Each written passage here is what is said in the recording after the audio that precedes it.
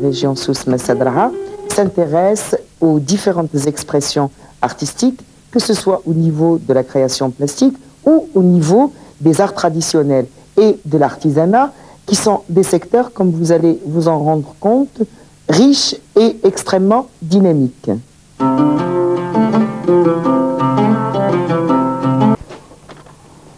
Pour le peintre aurique, l'espace de la toile est une scène où se raconte une histoire, où se joue un destin et où évolue l'expression artistique. Le créateur plasticien ne restitue pas ses états d'âme et ne transmet nul message. Rien non plus à décoder lorsqu'on tente de reconstruire telle ou telle interprétation. Ces fonctions des arts plastiques n'intéressent l'artiste que ponctuellement. Peindre est pour Auric un moyen qui sert à archiver, à mémoriser et à graver ces petits riens qui meublent le quotidien de son monde. À la nostalgie qui nourrit son travail s'ajoute une dose d'inquiétude.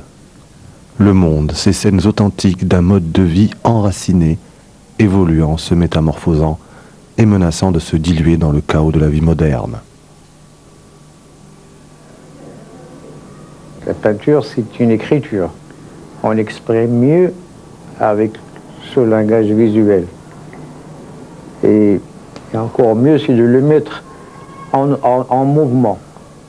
Il le rendre plus dimensionnel, trois-dimensionnel, plastique, forme plastique. Ça, c'est le complément que je cherche le plus.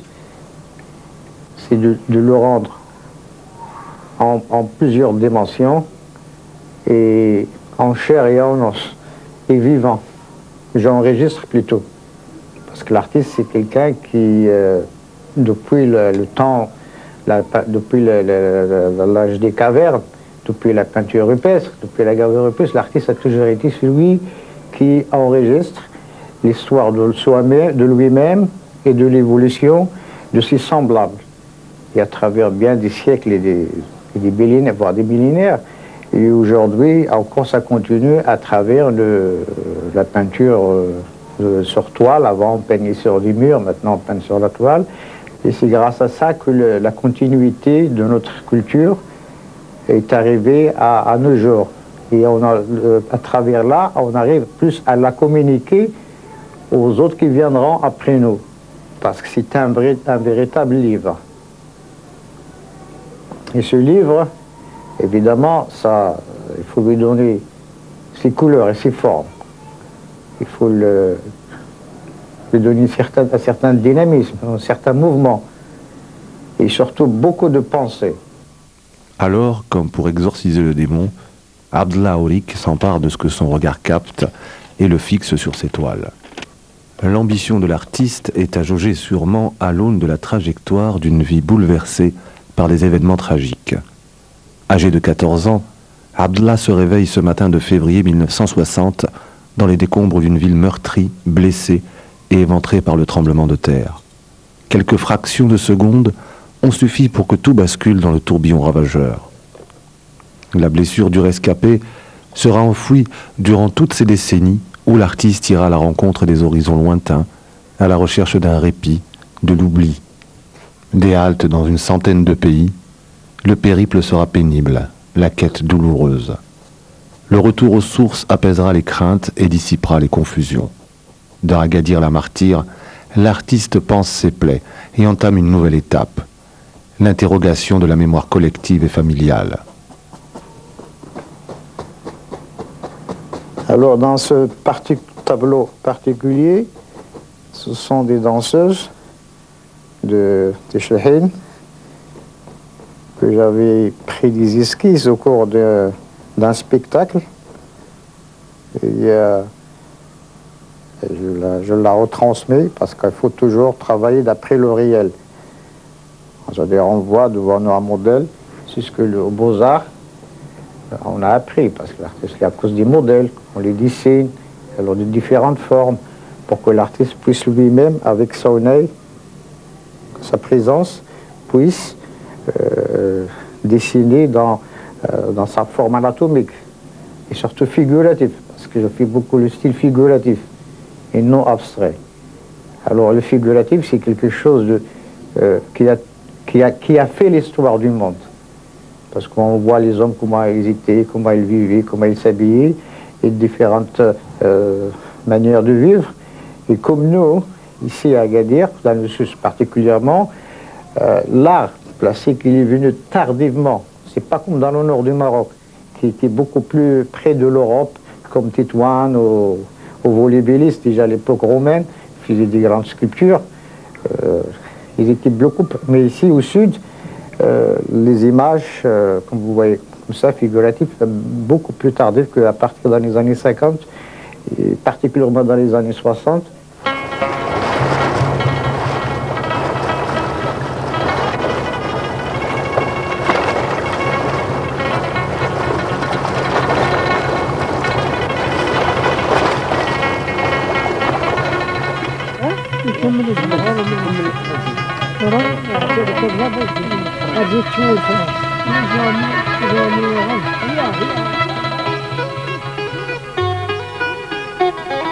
Les pages du livre que l'artiste compose donnent un sens à cette quête de l'identité. Comme l'avaient fait avant lui ces artistes anonymes qui avaient gravé sur la roche des images de leur monde, Abdelhak Aourik raconte les traditions soussis dont l'origine se confond, dit-il, avec l'origine des temps. Une recherche qui l'amène à fouiller, à interroger et à tenter de déchiffrer signes, intersignes et symboles. Une aventure pour laquelle l'artiste convoque ses connaissances en anthropologie et qu'il applique sur ce que Abdelkbir Khatibi appellerait la géographie plastique, sorte d'esthétique du site qui rythme la vie sous toutes ses formes. À l'ombre d'une intimité qu'il préserve avec force, Abdelhak Aourik voyage entre hiéroglyphes et alphabet tifinagh.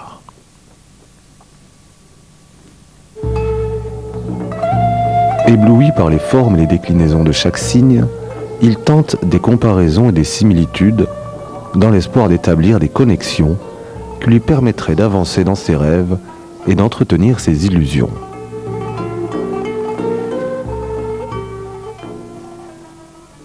Une lecture incessante et continue qui alimente l'imaginaire et l'imagination de cet artiste volubile et insaisissable qui transcende et contourne les frontières entre genre, école et mouvement, galopant de l'un vers l'autre avec aisance, agilité et conviction. On a acquis ces techniques, mais après le retour au Maroc, il fallait utiliser les techniques, mais en valorisant, en construisant cette pensée qu'on a en soi-même, c'est-à-dire sa berbérité, et il le met à la disposition de cette culture qui est la propre, qui est la sienne. Alors automatiquement, il faut lui donner, en dessinant le visage, un cachet de la nazérité. Alors autrement, je peux très bien le dessiner, lui donner un cachet européen, ou lui donner un cachet oriental ou amérindien. Mais non, il y a la construction figurative, donc il faut, à travers le visage, les yeux, l'habillement, et ainsi de suite, il définit ce parfum, comme disent, the flavor of the ethnic origin. Et ça, c'est quelque chose d'important dans le professionnalisme d'art plastique, particulièrement le figuratif, même dans l'abstrait ou dans le symbolisme, comme je suis en train de dessiner, c'est un petit peu le symbolisme de tifinagh. Figure locale de la capitale du Sousse, Abdelhak Aourik expose régulièrement aux quatre coins du monde. Dans son atelier, il continue de prospecter la mémoire du patrimoine soussi. Rien ne semble arrêter cet élan créateur ni essouffler cette détermination à sauvegarder les traces d'un mode de vie et d'une diversité culturelle vieille d'un millier d'années. Une quête de l'identité revendiquée comme un rempart contre les vents et les influences de la modernité qui souffle avec fracas et qui risque à terme d'en effacer les contours. Une entreprise modeste et généreuse qui emplit de force et de présence l'itinéraire d'un enfant du Sousse. Un projet qui se démarque de par son positionnement et son inscription dans l'espace de la création artistique.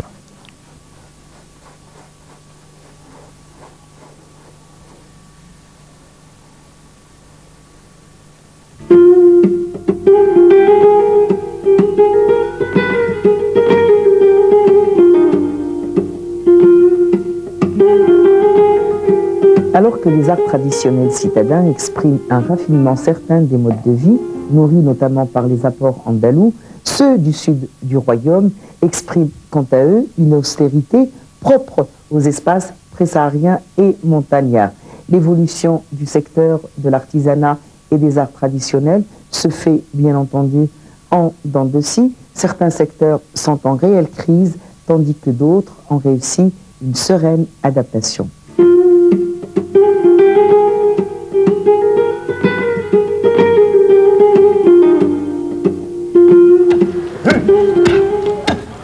Sécher, l'écorce des grenadiers sera patiemment et courageusement pilée à l'aide d'énormes mortiers. À trois, les tanneurs rythment leur cadence dans une sorte de symphonie, ponctuée par l'ampleur et le souffle de l'effort.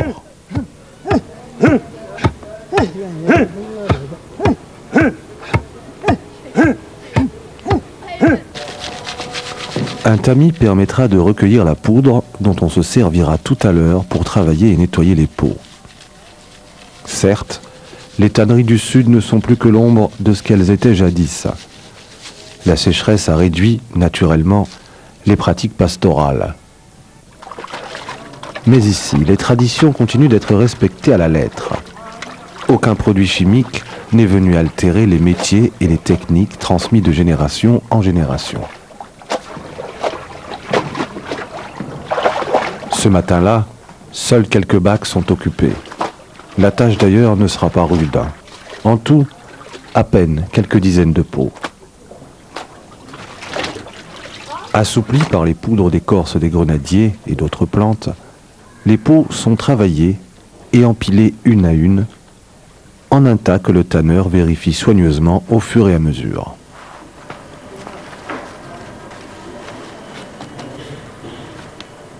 Débarrassés de toute impureté, rincés, les pots sont ensuite tendus et exposés au soleil.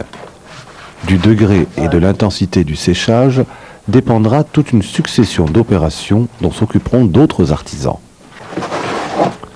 Dans un coin du quartier des tanneurs, un modeste atelier accueille les pots prêtes pour les phases de ponçage et de lissage qui s'effectuent elles aussi grâce aux techniques et outils traditionnels.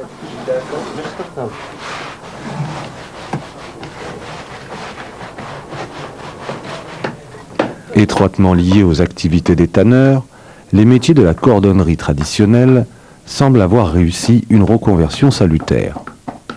Le secret de cette régénération réside sans doute dans l'intelligence qui a conduit ces dizaines d'artisans cordonniers à adopter un savoir-faire pour créer des produits qui de plus en plus épousent l'air du temps puisqu'ils intéressent et séduisent. Les célèbres babouches de Taroudant et de Tafraout ont donné naissance à une véritable panoplie de produits dérivés. Dessinés et découpés dans les pots finement travaillés, ces différentes formes sont travaillées, cousues, assemblées et colorées exclusivement à la main. Une renaissance d'un secteur vital de l'artisanat du Sud qui redonne espoir à des centaines d'artisans prêts à rivaliser d'ingéniosité pour que perdurent ces pratiques de l'artisanat national. Une renaissance aussi grâce aux efforts des différentes corporations qui ont réussi non seulement à adapter leur savoir-faire, mais aussi à assurer une formation pointue à toute une jeunesse prête à prendre la relève en s'inscrivant dans les projets des petites et moyennes entreprises.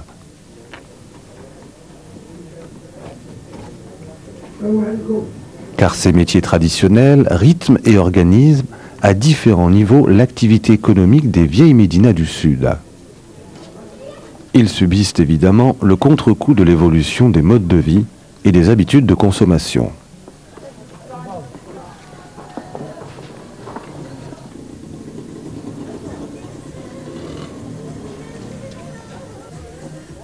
Un secteur comme celui de la ferronnerie n'arrive toujours pas à se dépoussiérer et à adapter ses productions aux demandes et exigences actuelles. Bien plus, la corporation des ferronniers n'arrive que difficilement à se départir de la fabrication d'un certain nombre d'outils qui n'ont plus qu'un usage ponctuel et restreint. Cadenaille clé à l'ancienne mode, pince à sucre, louche et pelle d'épicier, crochet, trépied, soc de charrue, herminette et faucille ne sont plus ces objets usuels qui ponctuaient la vie dans le monde rural.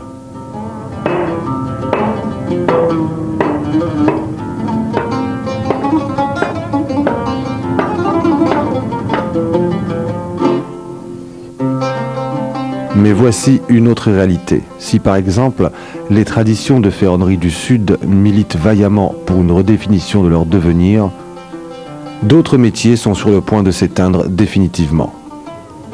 Un miracle, cet atelier exigu où s'acharne encore le dernier représentant des maîtres tisserands de la ville de Taroudant. Un délice que ces outils bricolés et assemblés pour donner encore l'illusion d'une activité maintenue en survie par la simple volonté de cet artisan. Les tisserands ruraux, qui se consacraient exclusivement au tissage d'étoffes en laine, ont dû abandonner, l'un après l'autre, ces vieux métiers à tisser dont ils se servaient pour habiller hommes, femmes et enfants. La concurrence des filatures mécaniques a été foudroyante pour ces métiers rudimentaires qui, jusqu'à une époque récente, suffisaient largement aux besoins de la famille et de la tribu. هذه البلاد السعيدة ما بقاش فيها. هذه البلاد ماتت نهائيا. تيقولوا كاينة في وزان شوية وفاس فيه وفاس تمرة شقللت فيه. وهي الصناعة راه قداو عليها اللي ماشيين. لما كان قداو عليها. دابا الصناعي راه ولا غير كاع تيرجع الله وصافي وتيعيش باش ما عطى الله وصافي تيدي الله. كانت دوزت واحد المدة زينة. ولكن هذه الساعة لا غالب الله ما كان ما نقول فيها. حنا ما جبرنا على عفاين وجالسين هنا وتيقول لنا الناس ما تخلوها كاع تموت وصافي وجالسين هنا. الانسان متى يقعد شهر وشهرين ما تيصور تا 4 ريال اش غيدير فيها؟ يلا البركه من الله وصافي والحمد لله. ما تعرف الانسان منين تيعيش من تيجيب ليه الله رزق. Un regard serein posé sans complaisance sur une réalité artisanale à bout de souffle et de moyens. Le même sort guettait une autre composante de l'artisanat dans la région de Souss Massadra. En l'occurrence, la fabrication des nattes. Dans Artisans du Maroc, Ahmed Sfrioui constate que ce métier essentiellement rustique est exercé par des artisans semi-paysans qui travaillent en plein air.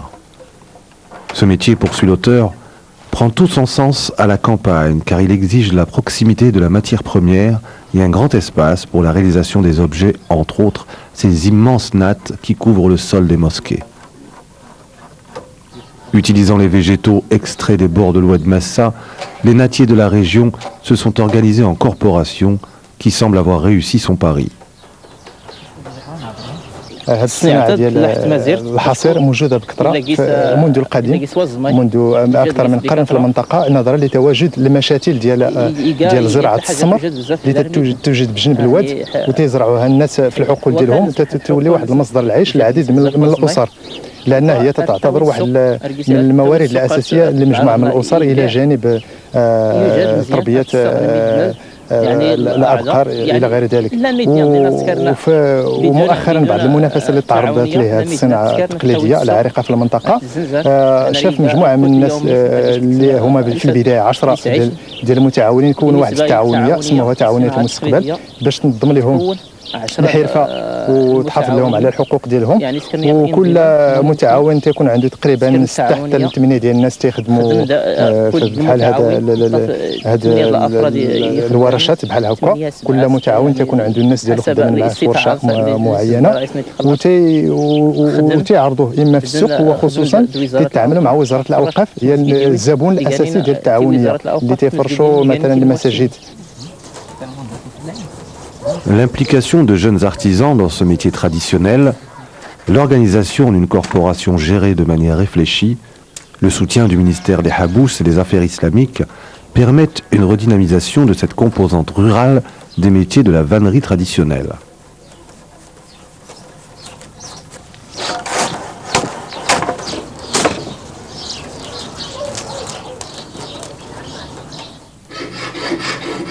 Mais le secteur qui semble avoir réussi le mieux cette jonction entre les pratiques traditionnelles et les besoins actuels demeure sans conteste le secteur de la bijouterie.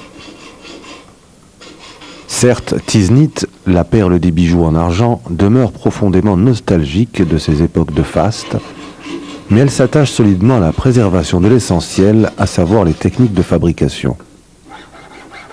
À ce propos, Mohamed Sijil Messi constate dans les arts traditionnels au Maroc que si les manières de préparation du métal pour l'obtention de la forme définitive du bijou diffèrent, les principes de fabrication et de réalisation demeurent les mêmes. Le bijou est découpé au ciseau selon sa forme définitive, note l'auteur. Il est ensuite collé sur une plaque de bois pour être nivelé, émaillé, filigrané, cloisonné ou serti. Pour obtenir l'agnelle, qui est très répandue dans les bijoux ruraux, l'artisan finit le bijou par le découpage de la plaque d'argent, puis à l'aide d'un burin, il le cisèle sans avoir fait de dessin préparatoire. Dans le complexe artisanal de Tiznit, ce sont ces mêmes techniques qui président à la formation des jeunes apprentis. Une manière d'assurer la relève et de garantir une certaine viabilité aux arts de la bijouterie rurale traditionnelle.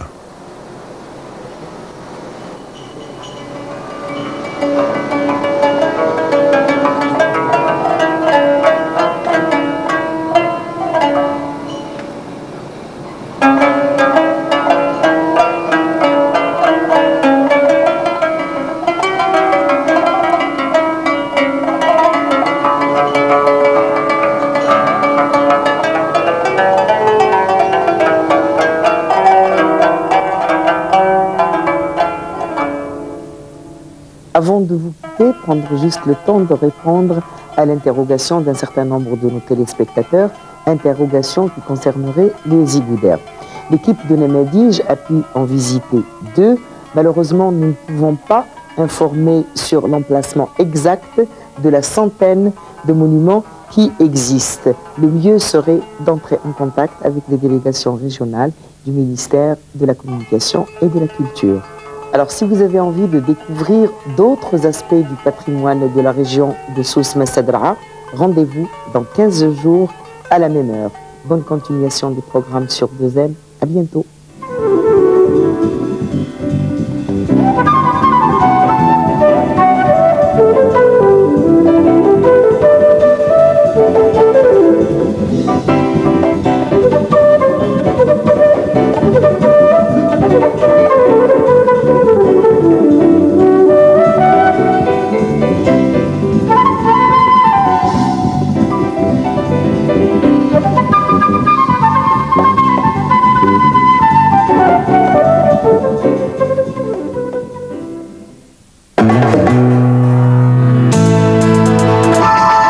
العلوم النفسية والمعتقدات الثقافية في برنامجكم مناظرات. ما هي المعتقدات الثقافية في ميدان الأمراض العقلية والنفسية؟ ما موقف العلوم النفسية من المعتقدات الثقافية العلاجية؟ قضايا وأخرى في حوار مناظرات بين الدكتور إدريس المساوي والدكتور جليل بناني. مناظرات يأتيكم مساء الأربعاء.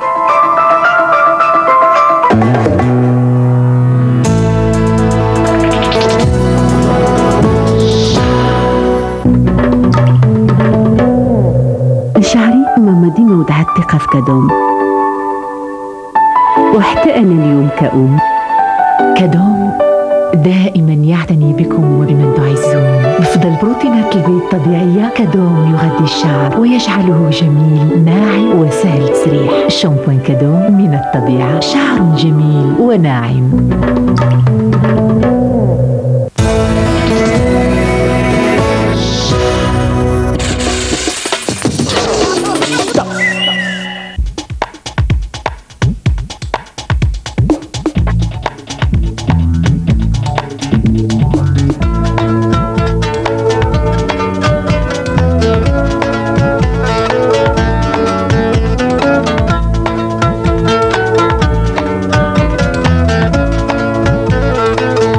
من القناة المغربية الثانية دوزم نحييكم مشاهدينا الكرام أينما كنتم، ومن طاقم برنامج سيدتي ألف تحية.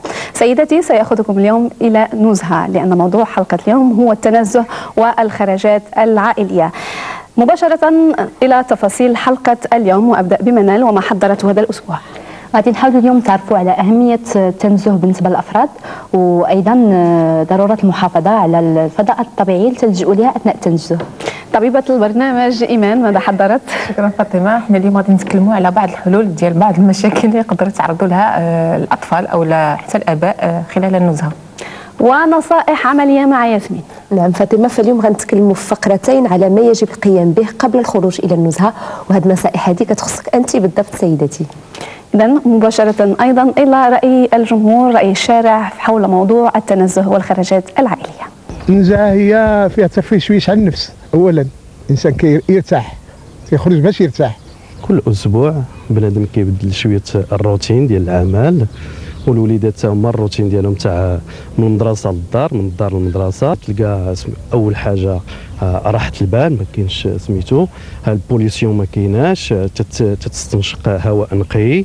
الوليدات كذلك هو مثال. كاين اسر اللي كيمكن يكون عندهم يمكن عندهم برامج النزهه، وكاين بعض الاسر اللي ما عندهمش لا الامكانيات ولا الوقت اللي باش يعملوا هذا. الواحد كيفوج على راسو، كيشوف الدراري زعما فرحانين تيفرح حتى هو. عجبتني الطبيعه بزاف، حيت فيها الاكسجين وتستافدي منها الكثير، تديري فيها الرياضه، تتلعبي فيها. التنزه في الغابه هو الحياه، هو تغيير ديال الروتين اللي كيعيشوا الانسان يوميا. الا كان شي برنامج في التلفزيون دايز فيه الغابه وداك المناظر اللي جميله، كيقول لك علاش ما نخرجش. اكثريه الأطفال الصغار كيبغي يشوفوا، يبغي يتمنظروا.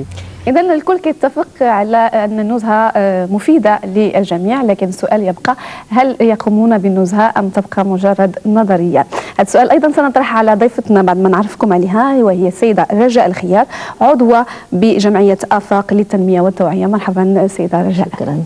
فكما قلت السؤال هو: واش النزهة هي من ضمن مخططك الأسبوعي؟ فوق ما كتاح الفرصة ما كنخرجوا ولا بدا. إذا هي مش ضرورية في الأسبوع. ماشي ضرورية. واش بالنسبة لك المواطن المغربي واعي بدور التنزه؟ إلا شفنا، إلا ملي كنخرجوا كنشوفوا الغابات ملي كيكون الجو مزيان والربيع، يمكن نقول باللي الناس راهم عارفين القيمة ديال هذيك النزهة والخرجة اللي تيخرجوا مع وليداتهم. واش واعي، واش علاش؟ بلا شك راه واعي باش خرج باش يرفع على نفسه وعلى وليداته، وما يمكنليش نقول لك اكثر. نعم، تنقولوا دائما انه الواحد بغى يتنزه، يعني بغى يروح على النفس ديالو، خصو يمشي يتنزه. شنو العلاقه اللي كاينه بين الاثنين؟ كنظن ان الانسان كيخرج باش كيرتاح شويه من داك العبء ديال الاسبوع وديال الاشغال وديال لا هو ولا الوليدات هما في المدرسه وهو في الدار، وكيخرجوا شويه حتى لذاك الجو اخر، باش يمكن لهم يتلاقاو، باش يمكن لهم يعيشوا في واحد الجو اخر من غير المشاكل ديال كل يوم. اذا كما قلت السيده رجاء، ربما فصل الربيع هو كيحث الناس يخرجوا، يعني واخا كيكون ما عندهمش مقرره، انما الجو كيكون جميل والطبيعه جميله. لكن كيفاش نخرجوا؟ كيفاش هذه المردوديه النفسيه على الاشخاص، وكيفاش يمكن لهم يرتاحوا جيدا؟ فغنخلي منال تكلم لنا لانها عدت ريبورتاج في هذا الموضوع. اللي لاحظنا مشاهدينا اثناء القيام بالروبورتاج هو ان المواطنين واعيين، يعني وعي كامل باهميه التنزه، الا انهم يعني ما تيستطيعوش يستافدوا من هذه المزايا لانه ترجع الامر للامكانيات الماديه. لهذا ركزنا في الروبورتاج على هذه المزايا الكثيره ديال التنزه، باش يعني الانسان مره يقدر يسمح لراسو بانه يتنزه ويستافد من هذه المزايا.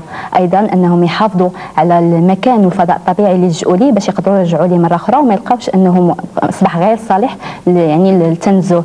لهذا تندعوكم مشاهدينا الجميع بانكم تشاهدوا معي الروبورتاج. تتمثل أهمية التنزه في دوره الكبير في الترويح عن النفس وتجديد الطاقة الجسدية والنفسية، وأيضا تعتبر فرصة لربط علاقات أكثر حميمية بين أفراد الأسرة والأصدقاء بصفة عامة. إذن هل المواطن المغربي واعي بفوائد التنزه وجوانبه الإيجابية؟ الفائده ديال التنزه هي اولا يستنشقوا هواء شويه نقي، لان الدار البيضاء صبحات ملوثه بزاف. تيريح شويه الضمير وشويه تيرتاح. فائده باش يشموا الهواء نقي وباش يلعبوا شويه ويطلقوا ويبدلوا شويه الجو ديال الدار. ايوا التنزه الدراري كتعجبهم، ما كيخرجوا كيبغيو الفضاء بحال ما